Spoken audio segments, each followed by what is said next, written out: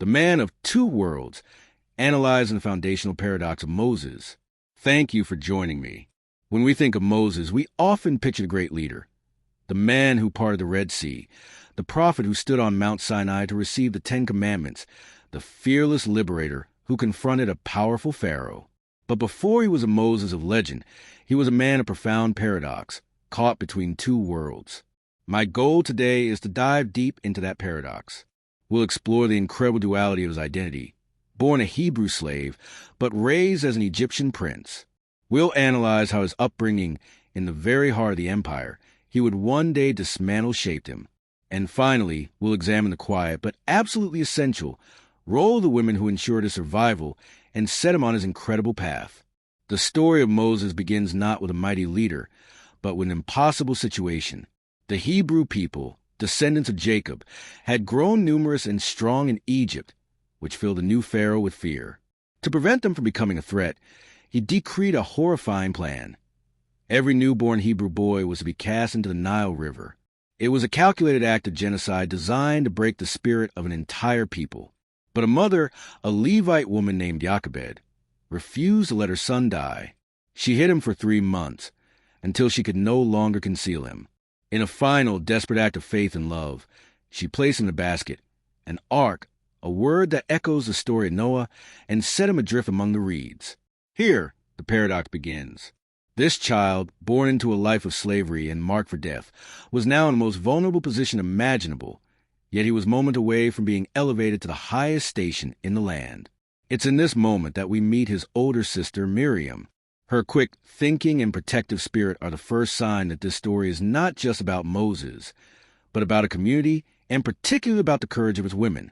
Miriam watched from a distance, and when Pharaoh's daughter came to the river and found the baby, Miriam immediately stepped forward. With a simple, bold question, "Shall I go and get a Hebrew woman to nurse the baby for you?" She set a divine plan in motion. And so, the woman who had just adopted the child from the river hired his own mother to be his nurse, paying her to raise her own son. The paradox is now complete.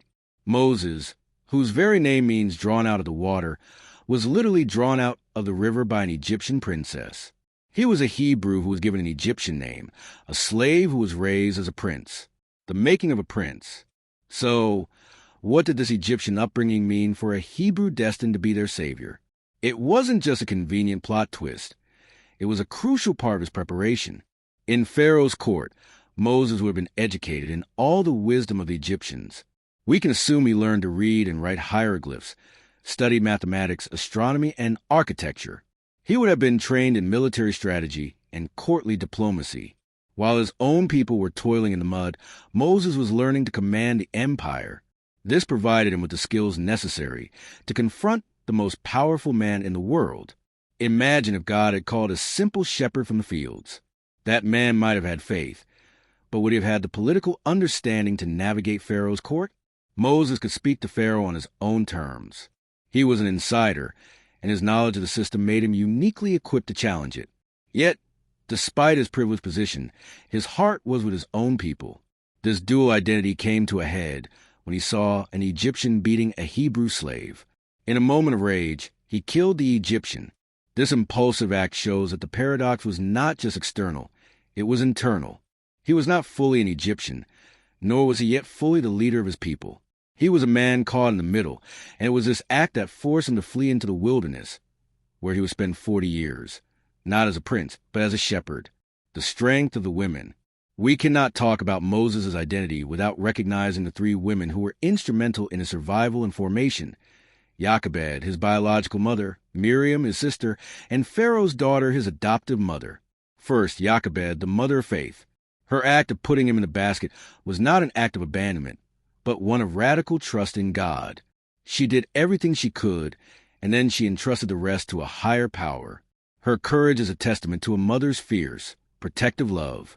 Second, Miriam, the sister of courage and foresight. It was her quick thinking that bridged the gap between the river and the palace, and it was her wisdom that secured her mother's presence in his early life. Miriam's role reminds us that destiny isn't just carried by the chosen one, but by the community that nurtures them. And finally, Pharaoh's daughter, the woman of compassion. She was an agent of God's plan, though she likely didn't know it. Her simple act of pity for a crying baby not only saved a life, but unknowingly protected the very man who would one day tear her father's empire apart. In conclusion, the paradox of Moses' life is a central theme of his story. He was a man of two worlds, forged in the heart of Egypt, but with the soul of a Hebrew. His Egyptian education gave him the skills he would need for his mission, while his Hebrew identity gave him the passion and purpose. And his survival was secured by the courage and compassion of three extraordinary women. The story of Moses isn't just about a man. It's about how God can use our seemingly contradictory experiences and backgrounds to prepare us for our purpose. The skills we learn in one season can be used for a completely different mission in the next. The journey from prince to shepherd to prophet reminds us that our true identity is found not in our title or our past, but in our calling. The man of two worlds, analyzing the foundational paradox of Moses. When we think of Moses, we often picture the great leader, the man who parted the Red Sea, the prophet who stood on Mount Sinai to receive the Ten Commandments, the fearless liberator who confronted a powerful Pharaoh. But before he was a Moses of legend, he was a man of profound paradox, caught between two worlds. My goal today is to dive deep into that paradox. We'll explore the incredible duality of his identity, born a Hebrew slave, but raised as an Egyptian prince. We'll analyze how his upbringing in the very heart of the empire he would one day dismantle shaped him. The story of Moses isn't just about a man. It's about how God can use our seemingly contradictory experiences and backgrounds to prepare us for our purpose. The skills we learn in one season can be used for a completely different mission in the next. The journey from prince to shepherd to prophet reminds us that our true identity is found not in our title or our past, but in our calling. The divine call, from shepherd to prophet at the burning bush. When we last spoke, we discussed the 40 years Moses spent in the wilderness, a period of isolation and humility that followed his impulsive act of violence. We saw a proud prince stripped of his arrogance and molded into a humble shepherd. Now, we arrive at the most famous moment of his life, a moment that transforms this simple shepherd into the greatest prophet in Israel's history, the divine call of the burning bush. Today, we're going to break down this pivotal encounter, analyzing the profound dialogue between God and Moses, exploring Moses' deep-seated reluctance and self-doubt, and uncovering what his famous question, "Who am I?" reveals about his character and his sense of inadequacy. This is more than a miraculous event. It is a masterclass in divine grace and human transformation. The encounter. After 40 years of shepherding sheep in the wilderness, Moses leads his flock to back of the desert, to a place called Mount Horeb, also known as the Mountain of God. It's a place of solitude, far from the life of a prince or the chaos of Egypt. It's here that he sees a sight that defies the natural order, a bush that is on fire but is not being consumed. Curiosity gets the better of him. He turns aside to investigate, and from within the bush, a voice calls out to him. It is the voice of God. This is a crucial detail. God doesn't just appear in command. He engages Moses in conversation.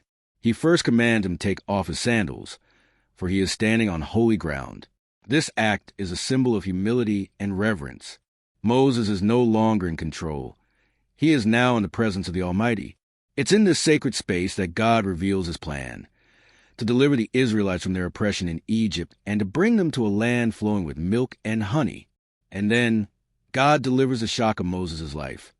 "Come now, therefore, and I will send you to Pharaoh, that you may bring my people, the children of Israel, out of Egypt." The dialogue of doubt. This is the central point of our analysis. Moses' immediate response is not one of enthusiastic acceptance. It's one of profound doubt. He responds with a series of objections that reveal a man who has been completely broken of his past arrogance. His first question is, "Who am I?" This is a question we can all relate to. It is the core of his self-doubt. 40 years prior, he was a man who believed he could do anything. He took matters into his own hands and attempted to save his people by himself with a fatal, impulsive act. That failed, and the shame and failure of that moment still haunt him. "Who am I?" is the question of a man who has learned the limits of his own strength. It's a sign of a transformed character, a man who has moved from arrogance to humility. God's response is simple yet powerful. "I will be with you." God doesn't answer the who question by listing Moses' credentials. He doesn't say, You are a prince, you have been educated, you are an insider. He answers it with a what question? God says, it's not about who you are, it's about who is with you. The mission is not defined by Moses' ability, but by God's presence, the revelation of God's name. But Moses is not yet convinced. His next objection is a question of identity, not his own, but God's. If I come to the people of Israel and say to them, the God of your fathers has sent me to you, and they ask me, what is his name? What shall I say to them? This is a monumental theological moment. In the ancient world, to know someone's name was to know their very essence. God's response is one of the most significant revelations in the entire Bible. He tells Moses, I am who I am. He then adds, say this to the people of Israel, I am has sent me to you. What does this name, I am, or in the original Hebrew, YHWH, truly mean? It's not a description of what God does, but of who God is. It signifies a being who is self-existent, eternal, and not dependent on anything or anyone. He is not a God who can be contained or defined by human understanding. This name sets the stage for God's relationship with Israel and the world. It reveals a God who is completely free, completely sovereign, and who will be what he needs to be for his people in every situation. He is the ultimate reality, the one constant in an ever-changing world. This name is the foundation of the covenant, a promise that God will be present with his people and that his very nature guarantees their salvation, God's equipping. Even after this incredible revelation, Moses remains reluctant. His final objection is rooted in his past failure and his sense of inadequacy. Oh, my Lord, I am not eloquent. I am slow of speech and of tongue. This is a powerful moment that highlights the theme that God doesn't call the qualified. He qualifies the called. God's response is not to fix Moses' speech impediment. Instead, he reminds Moses of his ultimate authority. Who has made man's mouth? Who makes him mute or deaf or seeing or blind? Is it not I, the Lord? Now therefore go, and I will be with your mouth, and teach you what you shall say. And then, in a beautiful act of grace, God provides Moses with a partner. He tells him his brother Aaron is on his way, and that Aaron will be his spokesman. The two will work together as a team, with Moses acting as a prophet to Aaron, and Aaron acting as a prophet to the people. God also gives Moses 2 signs performed before the people, turning his staff into a snake and back, again, and making his hand leprous and then healing it. These are not just magical tricks. Moses is no longer a solitary vigilante. He is now part of a divine plan, with a divine partner and divine proof of his calling. God provides the tools, the partner, and the authority, proving that the mission is not defined by Moses' human ability, but by God's omnipotence and grace. The divine commission of the burning bush is the single most important event in the life of Moses. It is where his humility meets God's omnipotence. His doubts and questions were not signs of weakness, but of a transformed character. They revealed a man who was now truly ready to lead, not because of who he was, but because of who was with him. We have now arrived at the core of the Moses narrative, the dramatic confrontation between God and Pharaoh, a cosmic clash that culminates in the liberation of the Israelite people. This isn't just a story about a man leading his people out of bondage. It's a testament to divine power, a complex study in human stubbornness, and a powerful metaphor for deliverance and salvation. We will discuss the purpose of the 10 plagues, whether they were simply punishments or a deeper demonstration of God's power over the gods of Egypt. We will explore the ongoing theme of faith and doubt within the Israelite community, and Moses' difficult role as the mediator. Finally, we will conclude with the climactic parting of the Red Sea, a powerful and symbolic act of salvation. The conflict of wills and the purpose of the plagues, the Exodus story begins with a face-to-face confrontation between Moses and Pharaoh. Moses, armed with God's authority, demands, "Let my people go."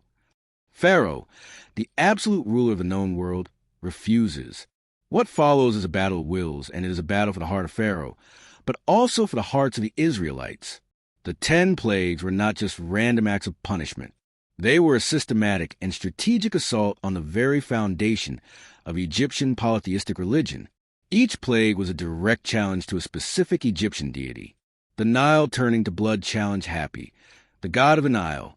The frogs challenged Hecate, the frog goddess of fertility. The darkness, which lasted 3 days, challenged Ra, the sun god. the chief deity of the Egyptian pantheon. God wasn't simply punishing Egypt. He was demonstrating his absolute supremacy over every false god they worshipped. The plagues also served to harden Pharaoh's heart. This is a point of deep theological debate. Did God force Pharaoh to resist? The text tells us that Pharaoh's heart hardened on its own at first, but later that God hardened it. This can be understood as God providing Pharaoh with the opportunity to choose, knowing what his choice would be, and then using that very stubbornness to demonstrate his glory and power. Pharaoh's resistance served a divine purpose. It made God's ultimate victory undeniable and magnificent for all to witness. Faith, doubt, and Moses, the mediator of the Exodus, is not just about God and Pharaoh. It's also about the Israelites themselves. Their journey is a constant, back-and-forth struggle between faith and doubt. When Moses first returns and performs the signs, the people believe.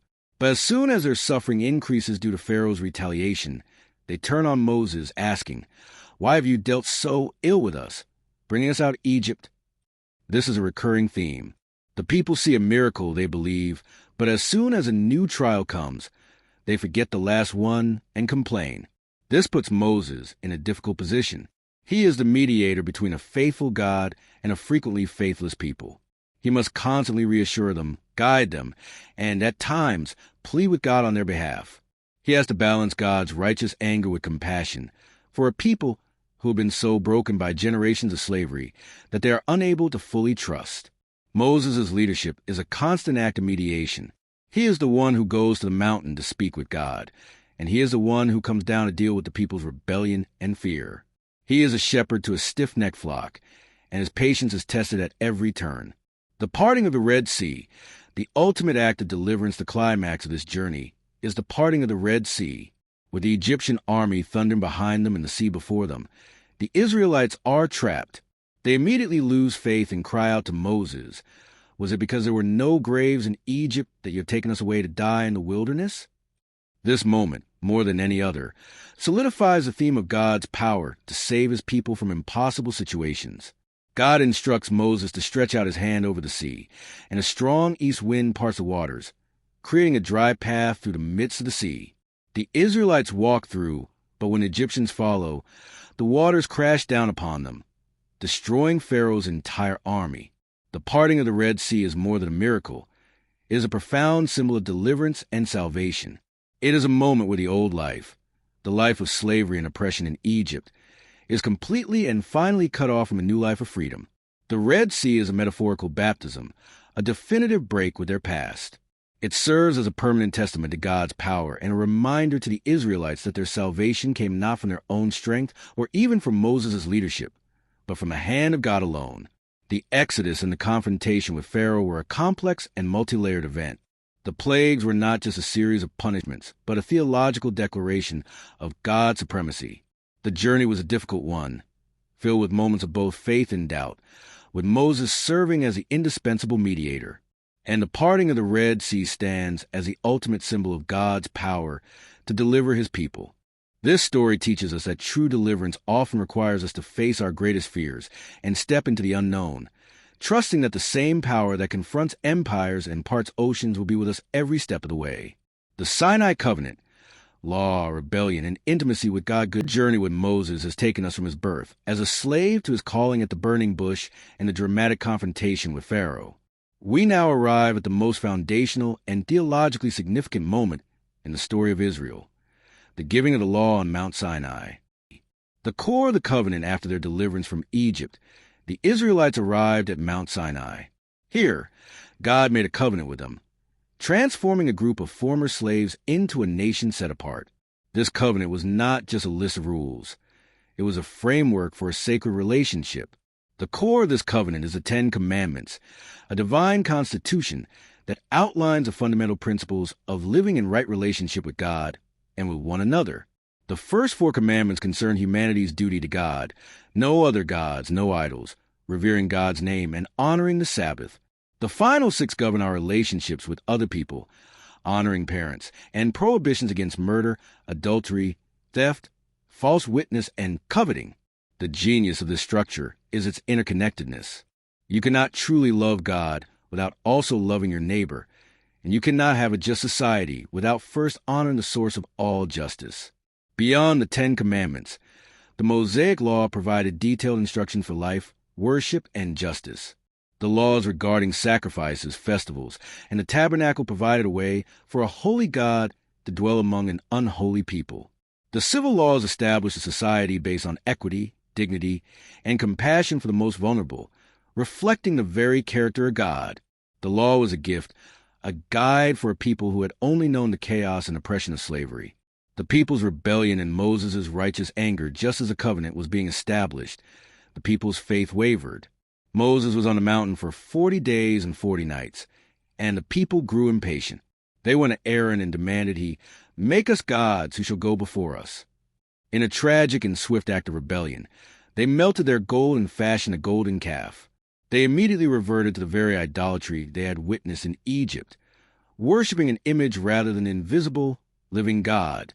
This incident reveals a major crisis of faith. The people were so easily swayed by their fear and impatience that they forgot the miraculous deliverance they had just experienced. When God saw what the people had done, his anger was fierce, and he declared he would destroy the entire nation. It is in this moment that Moses' role as an intercessor becomes most clear. He doesn't side with God's anger. He stands in the gap for his people. He reminds God of his promises to Abraham and of his reputation among the nations.